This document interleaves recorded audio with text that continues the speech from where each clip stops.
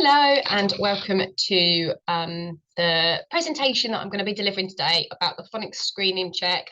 I'm going to be talking to you about what phonics is, how the screening check is going to look, and then what we're going to be doing with the data as a school as well. So, what is phonics? So, back in early years, the children would have started to learn their sounds, and they use this knowledge to then read and spell the words. Children can then see the purpose of learning the sounds and looking at the first initial sounds that they're being taught, and then they move it on and start blending sort of simple CVC words, for example, sat and pin, and then the children then develop their segmenting for writing, breaking it down, sounding out the word, and then spelling it out.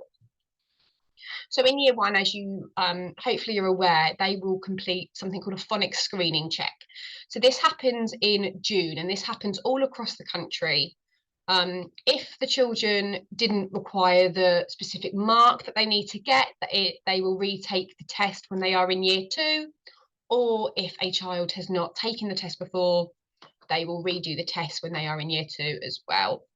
And the phonics screening check is basically designed to confirm whether or not the individual child has learned sufficient phonic decoding and blending skills to an appropriate standard. So during the test, the children will have 40 words that they have to sort of read out. Each child will sit one-on-one with a familiar adult, and they will read each word aloud to that grown-up. It only takes about 10 minutes per child, although all children will do it at a specific pace to them. The screening check has combination of real words and something we call pseudo words, which are kind of the nonsense alien words that are kind of made up, and the children should hopefully be very familiar with what a pseudo word is. So like we were saying, the pseudo words will be shown to your child, and they've got a little sort of picture next to them of an alien, and it just allows them to know that this is a pseudo word that isn't a real word. This provides the children with the contents for pseudo words, which is independent from any sort of existing vocabulary they may have.